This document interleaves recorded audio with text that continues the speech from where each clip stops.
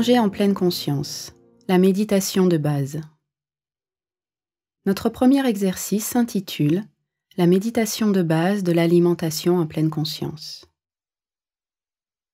Dans cet exercice, nous allons faire l'expérience de manger en pleine conscience une très petite quantité de nourriture.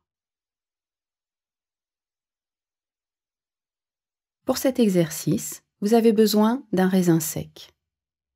Prenez de préférence un raisin sec, mais si vous n'en avez pas, d'autres aliments feront l'affaire. Un abricot sec, un pruneau, une fraise, un biscuit salé original, voire une chips. Pendant cet exercice, vous ferez comme si vous n'aviez jamais vu cet objet de votre vie. Vous ne connaissez pas son nom, vous ne savez même pas à quoi il sert. Vous n'avez aucune idée de ce que c'est. Pour commencer, asseyez-vous calmement et évaluez votre faim de base. Quelle est l'intensité de votre faim sur une échelle de, disons, 0 à 10 ? À 0, vous n'avez absolument pas faim. Et à 10, vous êtes affamé. Quelle partie de votre corps examinez-vous pour déterminer l'intensité de votre faim ? Avez-vous un chiffre entre 0 et 10 ? À présent, nous allons nous servir de notre imagination. Imaginez que vous soyez un scientifique en mission d'exploration sur une nouvelle planète. Votre vaisseau s'est posé et vous découvrez une planète plutôt accueillante. Vous pouvez respirer et vous déplacer sans le moindre problème. Aucune forme de vie n'y a été détectée et vous ne voyez que pierre et poussière. Les provisions de votre vaisseau s'épuisent et l'équipage commence à avoir faim. Vous êtes le responsable scientifique de l'expédition et on vous a chargé d'explorer la planète pour trouver des denrées comestibles. Au hasard de vos pas, vous tombez sur un petit objet par terre et vous le ramassez. Veuillez placer le raisin sec ou l'aliment que vous avez choisi dans la paume de votre main. Vous allez étudier ce petit objet à l'aide des seuls outils dont vous disposez, c'est-à-dire vos 5 sens. Imaginez que vous n'ayez aucune idée de ce qu'est cet objet, que vous ne l'ayez jamais vu auparavant. Ce qui est vrai, puisqu'il y a quelques minutes à peine, vous n'aviez jamais vu cet objet. Pour commencer, vous l'étudiez avec vos yeux. Vous observez sa couleur, sa forme, sa texture. Vous pouvez le toucher du doigt, le faire bouger légèrement.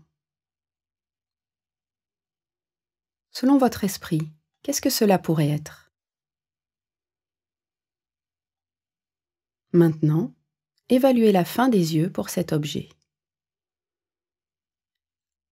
Sur une échelle de 0 à 10, en vous basant sur ce que voient vos yeux, quelle est l'intensité de votre faim pour cet objet ?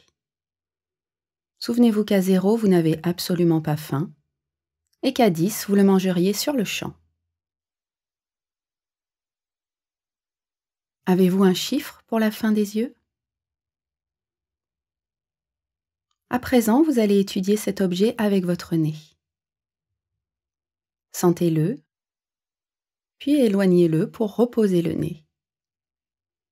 Respirez un peu d'air frais et sentez-le de nouveau. Après l'avoir senti, cet objet vous semble-t-il plus comestible ou moins comestible ? Maintenant, évaluez la fin du nez.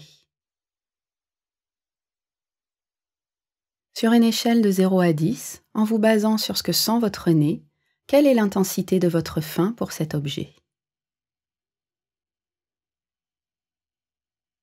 À présent, étudiez cet objet avec votre bouche. Mettez-le dans votre bouche mais sans le mordre. Vous pouvez le faire rouler de part et d'autre de votre bouche, l'explorer avec la langue, mais sans le mordre.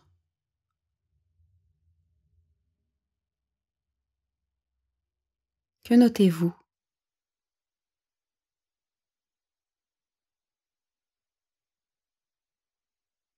À présent, vous pouvez mordre dans cet objet mystérieux, mais une seule fois.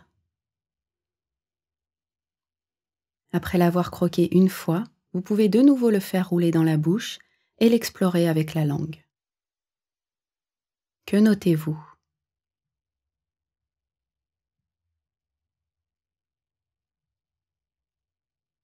Maintenant, évaluez la fin de la bouche. Sur une échelle de 0 à 10, en vous basant sur les goûts et les sensations perçues par la bouche, quelle est l'intensité de votre faim pour cet objet? Autrement dit, dans quelle mesure la bouche souhaite-t-elle prolonger cette expérience?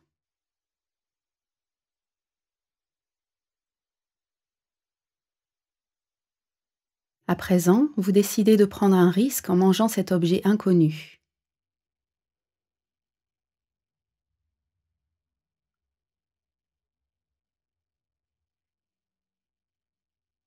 Vous le mâchez lentement, en notant les changements de texture, de goût.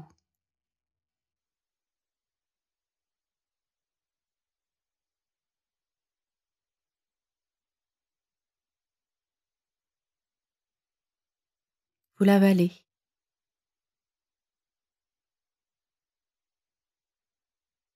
Vérifiez s'il en reste quelques morceaux dans la bouche. Que fait la langue pendant que vous finissez de manger l'objet?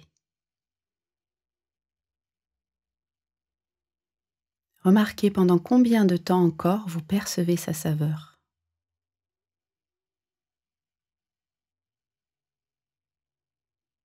Maintenant, évaluez la faim de l'estomac. L'estomac est-il plein ou pas? Rassasié ou pas? Sur une échelle de 0 à 10, évaluez la faim de l'estomac. Autrement dit, dans quelle mesure l'estomac réclame-t-il davantage de cet aliment?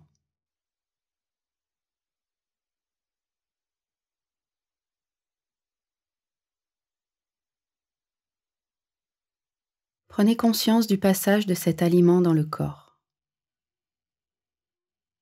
En réalité, l'absorption de la nourriture débute dès la mastication.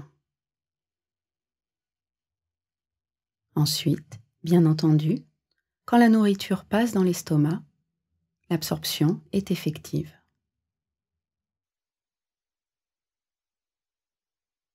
Y a-t-il des sensations dans le corps qui indiquent que cet aliment est en train d'être absorbé? Qu'il pénètre dans le corps? Comment est-il reçu par les cellules du corps? Que remarquez-vous?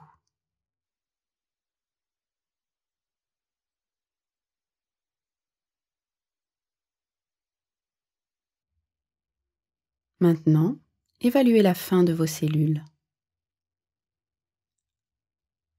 Sur une échelle de 0 à 10, dans quelle mesure votre corps réclame-t-il davantage de cet aliment?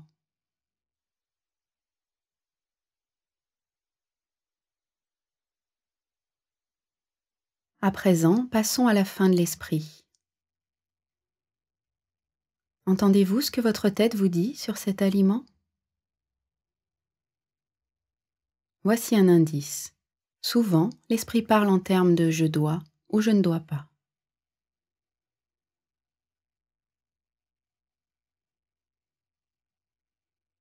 Votre esprit vous dit-il que vous devriez manger davantage de cet aliment ou pas?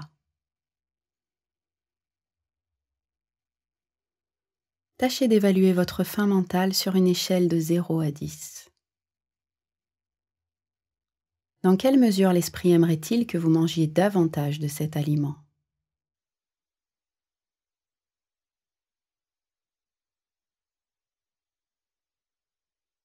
Pour finir, passons à la faim du cœur.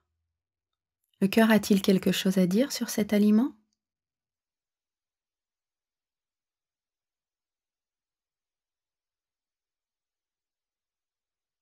Sur une échelle de 0 à 10, à combien évaluez-vous l'apaisement ou le réconfort qu'il vous procure?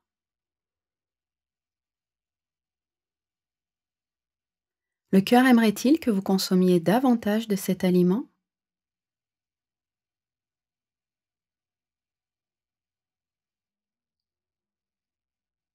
Au début, cet exercice vous paraîtra peut-être difficile ou quelque peu étrange.